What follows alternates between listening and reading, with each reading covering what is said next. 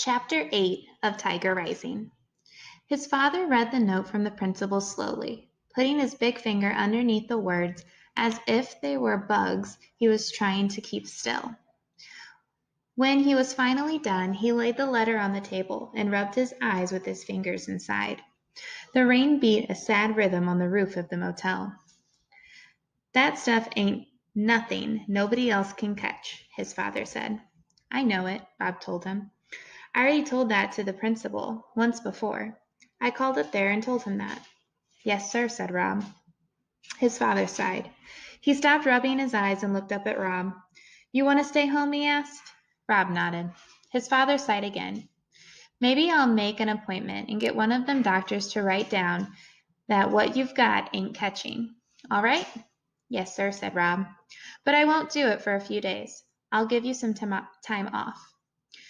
"That would be all right," said Rob. "You've got to fight them, you know, them boys. I know you don't want to, but you've got to fight them, else they won't ever leave you alone."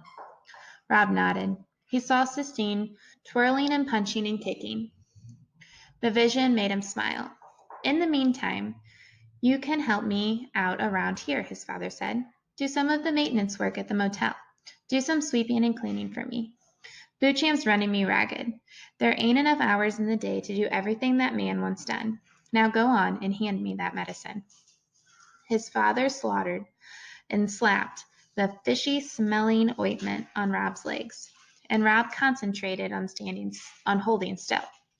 "Do you think Bootchamp is the richest man in the world?" he asked his father. "Nah," his father said. "He don't own but his one itty-bitty motel now, and the woods. He just likes to pretend he's rich is all." "Why?" "I was just wondering," said Rob. He was thinking about the tiger pacing back and forth in the cage. He was certain that the tiger belonged to Bootchamp. And wouldn't you have to be the richest man in the world to own a tiger? Rob wanted desperately to go see the tiger again, but he was afraid that he had imagined the whole thing. He was afraid that the tiger might have disappeared with the morning mist. "Can I go outside?" Rob asked when his father was done. "Nah," his father said. "I don't want that medicine rained off you. It costs too much." Rob was relieved, almost, that he had to stay inside. What if he went looking for the tiger and it wasn't there? Rob's father cooked him macaroni and cheese for supper on the 2-burner hot plate they kept on the table next to the TV. He boiled the macaroni too long, and a lot of it stuck to the pan, so there weren't many noodles to go with the powdery cheese. "Someday," he told Rob, "you and me will have a house with a real stove, and I'll do some good cooking then." "This is good," Rob lied. "You eat all you want. I ain't that hungry," his father told him.